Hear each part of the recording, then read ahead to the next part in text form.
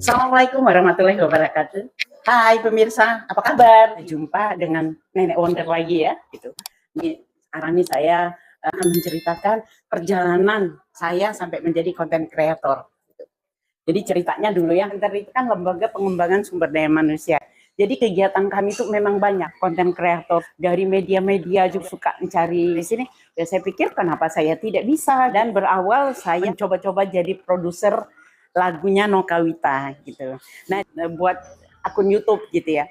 Nah tapi YouTube saya itu nggak ada yang nonton dari tahun 2014 apa itu ya gitu, nggak ada yang nonton. Saya tuh pikir gimana caranya, ternyata jadi konten kreator tuh nggak segampang apa yang saya duga selama ini gitu. 6 tahun saya udah bikin akun gitu. Datang di channel Miswa Recording Center guys, channel yang penuh dengan inspirasi dan motivasi. Oke guys, jangan lupa like, comment, and subscribe guys. Pokoknya sebelum COVID gitu ya, sebelum COVID saya di Solo, di sana ada pelatihan konten kreator, itu yang ngadain Abdi Akademi Bisnis Digital gitu. Itu di hotel, itu offline ya belajarnya gitu, beberapa hari gitu.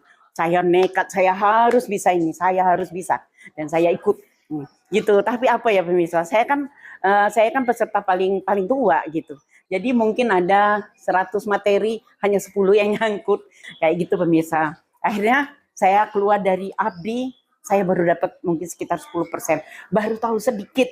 Saya masih penasaran. Nah, akhirnya saya masuk di komunitas bisnis digital ya. Jadi di komunitas bisnis digital itu saya kursusnya online gitu. Jadi online setiap pagi Jumat, subuh Jumat sama subuh Minggu itu. Lama itu terus ya, kita dibikin itu apa itu bagaimana jadi konten itu kreator. Kemudian kita di grup-grupkan konten pemula, apa kreator pemula gitu ya, YouTuber pemula gitu. Dan nggak sampai setahun saya sudah dimonet gitu ya. Subuh Jumat sama subuh Minggu itu. Kita dibikin itu grup-grupkan pemula gitu. Dan akhirnya nggak sampai setahun saya sudah dimonet gitu ya. Jadi saya pikir kemarin itu ya, kalau sudah dimonet kita langsung dapat uang gitu ya. Ya emang dapat uang sih gitu. Pertamanya tuh memang tinggi ya, follower saya itu tinggi gitu kan. Yang like, yang komen kayak gitu. Itu ada profil saya ya, itu sampai 22.000 orang yang nonton gitu. Jadi lagu-lagu Noka itu bisa dongkrak tinggi gitu. Jadi belajar setelah itu kan saya punya editor. Ya memang tangkas, cepat, nangkap gitu. Saya ajarin gini, dia langsung bisa gitu. Saya tuh heran lama-lama kenapa apa tuh pengikut saya tuh jadi sedikit terus gitu ya. Menurun. Saya pikir hanya salah setting. Saya juga heran kenapa gitu. Nah kira-kira nggak lama itu Wana itu mundur ya, dia mau mandiri ya gitu ya. Akhirnya kan terpaksa saya pegang sendiri. Nah di situ saya lihat, lah kenapa saya ini banyak bener kena klaim hak cipta gitu kan. Taunya saya punya dapat klaim hak cipta tuh sampai 98 video saya loh gitu. Dan saya buka email saya, rupanya email saya itu banyak bener peringatan dari YouTube itu gitu. Saya langsung ke mentor-mentor saya ya, termasuk mentor saya itu ada si Fresh namanya, Fresh di Bengkulu Utara. Saya datang ke Bengkulu Utara, saya bilang tolong ini gimana. Akhirnya si Fresh itu ketemu solusinya, dia bantu saya mencarikan YouTube saya lagi. Perbaikin aja Bunda katanya. Akhirnya saya perbaikin YouTube saya gitu, satu persatu saya edit gitu. Pengeditan itu mungkin sekitar 3 bulan ya, saya edit satu persatu gitu. Saat itu saya coba ke TikTok ya, di TikTok ya saya cepet dong, karena saya dari YouTuber itu kan memang gampang sekali kalau bertiktok gitu kan. Akhirnya saya langsung TikTok, saya langsung masuk, saya langsung melunjak di itu. Langsung saya follower saya tuh sampai langsung 11.000 sekian kayak gitu.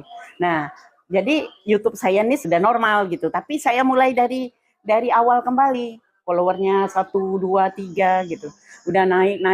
Cuma saya ya itu mentor-mentor mengatakan terus saja Bunda, jangan berhenti terus katanya, lakukan terus. Itulah saya lakukan kayak gitu. Karena saya ini penasaran ya, saya ikut di Digimaru gitu ya. Sekarang nih saya lagi proses belajar di Digimaru ini. Saya tuh setengah putus asa. Sudah 2 kali pertemuan ya, saya nggak bisa melakukan apa-apa gitu kan. Nah, ini tim Digimaru juga bingung. Ya kita belajar AI itu ya gitu. Memang keren loh gitu.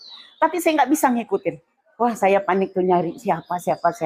Sedangkan selama ini saya sudah banyak ngetes orang gitu untuk jadi tim kreator saya. tapi tidak ada yang bisa memenuhi standar kebutuhan saya. Nah, saya ingat itu si Edo gitu. Pemirsa mau tahu si Edo? Edo itu adalah tim kreatifnya Wak Demin tadinya gitu, dan dia merasa bersyukur sekali sama Tuhan. Saya dipertemukan dengan Edo. Edo datang, saya langsung gitu, dia langsung datang. Langsung, oh ternyata makanan dia gampang sekali dia ngerjakan itu. Ya, saya perkenalkan dulu ya. Ya, Edo sini dong. Sini dong. Nah, ini pemirsa. Halo, Nenek. Apa kabarnya, Nenek? Sehat nih, pemirsa. Silakan duduk mana? Sini. Nah, ini pemirsa cakep kan orangnya ya. Oh iya. Ini si Edo nih keren loh gitu. Jadi banyak pengalamannya dan dia menguasai IT. Baiklah, buat para pendukung Nenek semuanya, terima kasih ya sudah mendukung Nenek selama ini. Doakan semoga ke depan Nenek lebih baik dan channelnya lebih baik juga. Dan juga buat Nenek terima kasih ya sudah mengajak Edo untuk bergabung di bagian dari konten-kontennya Nenek ya. Pokoknya bagian dari Corin Center Iya, deh, benar. ya gitu ya.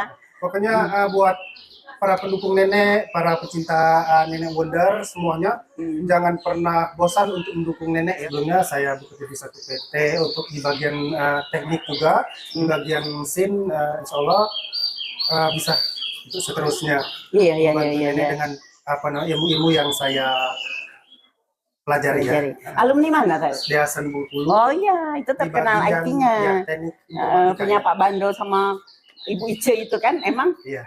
pertama ada di Bengkulu gitu. Jadi sudah menghasilkan alumni-alumni yang memang sudah bagus ya, udah profesional gitu.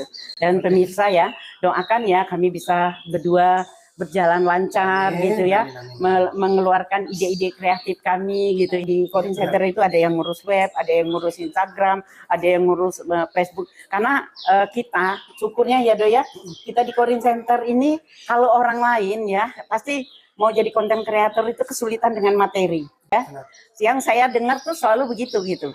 Dan alhamdulillah kalau saya ini saya malah kadang-kadang nggak terurus-urus materinya itu gitu. Karena materi Nenek itu nggak pernah bakalan habis. Iya, karena dari tujuh cabang setiap hari kan kita punya grup WhatsApp ya gitu ya. Setiap hari itu kita memang rapat gitu. Itu yang mengendalikan itu Mbak Corin gitu.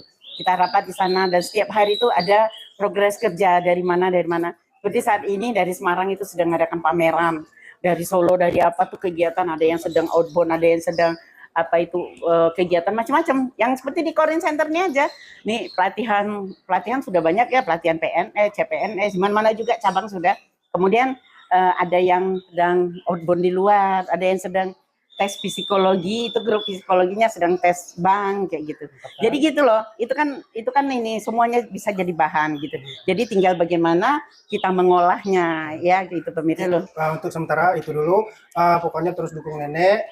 Untuk selanjutnya serahkan sama Nenek untuk berbagi cerita kembali sama penggemar Nenek ya. Saya izin Nenek nanti kita lanjut ke untuk pengeditan yang berikutnya ya Nenek ya. Iya. Saya permisi dulu, lanjut ya Nenek ya. Tuh ya. Dah. Ini bujang nih ya. Siapa yang ini boleh nih mendekat nih. Ya permisi Nenek ya. Ya.